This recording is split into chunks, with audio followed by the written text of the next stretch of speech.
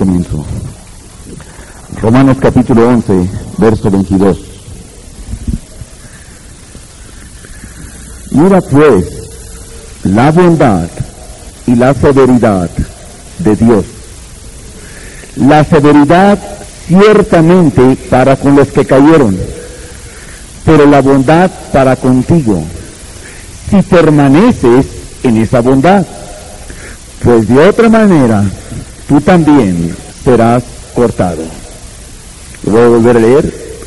Mira pues la bondad y la severidad de Dios. Aquí nos habla de un doble carácter de Dios. Dios es bondadoso y Dios es severo. Y luego nos dice con quién es severo. La severidad ciertamente para con los que cayeron, pero la bondad para contigo. Y aún la condiciona: si permaneces en esa bondad. O sea, si una persona permanece en esa bondad, pues de otra manera tú también serás cortado. Hoy vamos a ver el doble carácter de Dios. ¿Por qué es importante conocer a Dios como tal es? Porque hoy tenemos una imagen muy distorsionada de cómo es Dios. En otras palabras, hoy tenemos una imagen de Dios conforme al humanismo, o sea, conforme al sentimiento humano, conforme a lo que la gente le gustaría que fuera Dios. En otras palabras, un Dios misericordioso, pero desprovisto de un carácter de justicia. O sea, un Dios solamente cargado a la conveniencia del hombre, pero no cargado a lo que es justo y lo que es verdadero. O sea, no tenemos un Dios balanceado, sino solamente un Dios que más bien la gente lo quiere manipular. Hoy tenemos un Dios muy misericordioso, pero no justo. Un Dios que bendice, pero no que maldice. Un Dios que salva, pero no que condena. Un Dios que perdona, aunque la gente no se arrepienta y siga en el pecado. Un Dios que tiene un cielo, pero que no tiene un infierno. Un Dios que tiene muchas promesas de bendición, pero que no tiene castigos sobre los pecadores. Un Dios que, como dicen muchos, ama al pecador y que solo aborrece su pecado. ¿Cuántos han escuchado esa frase que dice: Dios ama al pecador y aborrece su pecado? Bueno, vamos a ver si tiene sustento bíblico eso. Vamos a ver lo que dice la Biblia, si realmente Dios ama al pecador y solo aborrece su pecado. En otras palabras, hoy tenemos el Dios que más bien es un Santa Claus, que es solamente consentidor de caprichos de las personas, que consiente los caprichos y que es muy indulgente con el pecado. En otras palabras, que apapacha el pecado, que lo solapa, y que la persona cuando peca, lejos de verlo Dios como un rebelde pecador, este Dios lo ve como una víctima. Pobrecito, el Señor tuvo que robar.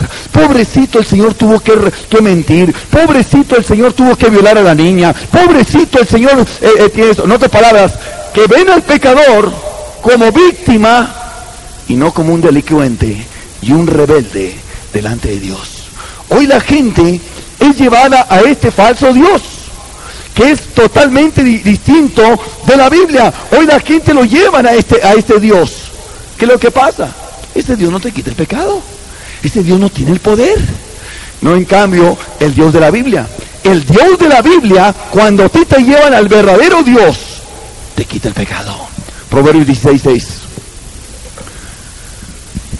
Con misericordia y verdad se corrige el pecado, y con el temor de Jehová los hombres se apartan del mal. Vean, se apartan del mal. ¿Con qué? Con el temor de Jehová, con el temor de Dios.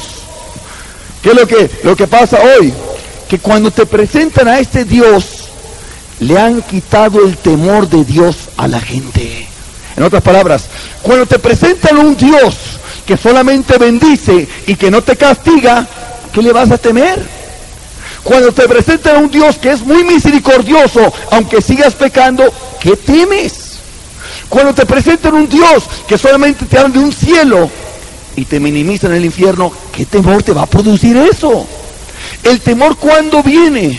Cuando estás en peligro. Cuando estás en peligro de algo, tienes miedo. Cuando tu vida está en peligro, tienes miedo. Cuando tu vida está en peligro por alguna enfermedad, tienes miedo. Eso produce temor. Bueno, este Dios, el que te presentan, el que se presenta hoy en día, no produce temor. ¿Y qué es lo que han hecho en la gente? Al momento de presentar a otro Dios, le quitaron el temor a Dios. ¿Por qué? Porque presentaron otro Dios. ¿Y cuál es el resultado? La gente no se aparta del mal. Porque la Biblia dice que con el temor de Dios, los hombres se apartan del mal. Pero cuando no hay temor de Dios, la gente no se aparta del mal. Por eso es que hoy vemos que mucha gente que se llama cristiana, o que conoce Biblia, o que hace muchas cosas, siguen el pecado. ¿Por qué? No hay temor de Dios. Esa es la verdad. No tienen temor de Dios. ¿Pero por qué no tienen temor de Dios? Porque les han presentado a un falso Dios. Que no te preocupes, Dios es muy misericordioso, Dios te va a bendecir y no importa cómo tú estés viviendo. Hoy vamos a ver el retrato completo de Dios, o la cara oculta de Dios, la otra cara de Dios, o el otro lado de Dios. Lo que mucha gente no quiere mirar de Dios, hoy lo vamos a ver. En otras palabras, vamos a ver a Dios en su totalidad. ¿Cómo es el Dios de la Biblia? ¿Cómo es el Dios que hizo los cielos y la tierra? El orden que voy a seguir en este estudio es el siguiente. Primero, voy a mostrar cuál es la bondad de Dios.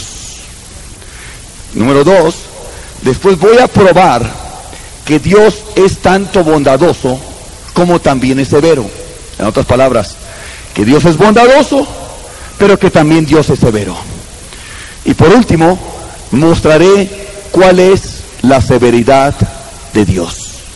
Y terminaré mostrando algunos ejemplos de esta severidad de Dios. Ese va a consistir el estudio. Yo quiero darles esta advertencia. Nosotros no podemos conocer a Dios fuera de la Biblia. Fuera de la Biblia, tú tienes imágenes, tú tienes ideas distorsionadas de Dios. ¿Qué quiere decir con esto? Que nadie podemos decir, pues yo creo que Dios es de esa manera. Está bien. Tú tienes todo el respeto de pensar que Dios es un Santa Claus. Nada más que todavía falta que sea verdad. Así también la gente decía, la tierra es plana, y la tierra es plana, y la tierra es plana, y la tierra es plana. Está bien, el Señor tiene derecho a pensar que la tierra es plana, pero no trate que su pensamiento sea la verdad. O sea, no porque piense que la tierra es plana va a ser verdad que la tierra es plana. Después se descubrió que no era plana, pero así hay muchas gentes. Es que yo creo que Dios, como quiere, me va a llevar al cielo, aunque esté el pecado. Está bien, el Señor puede pensar eso, pero vamos a ver si es verdad lo que piensa o no es verdad. ¿Y quién es el árbitro? La Biblia. En otras palabras, solo la Biblia te dice cómo es Dios. Solo la Biblia es el único libro autorizado para conocer a Dios. ¿Y por qué nomás la Biblia? ¿Y por qué el Corán no? ¿Y por qué los escritos de Confucio no? ¿Y por qué los escritos de Buda no? Bueno, porque Confucio y Buda y Mahoma están muertos, como todos los hombres murieron, y la gente venera sus tumbas porque ahí están los huesos. Pero en la tumba de Cristo está vacía, porque Cristo no dejó ningunos huesos, sino que resucitó al tercer día, y Él antes de que muriera dijo, yo voy a morir, pero voy a resucitar. Y el que murió y resucitó le da autoridad a la Biblia. En otras palabras, este libro vale, la Biblia vale, no porque las enseñanzas están muy bonitas, sino porque está basado en la autoridad de uno que murió y resucitó. Es Cristo Jesús. Por eso este libro tiene autoridad, y por eso es el único libro en el cual podemos conocer a Dios. Y fuera de la Biblia hay imágenes distorsionadas del verdadero Dios. En una ocasión estaba yo en una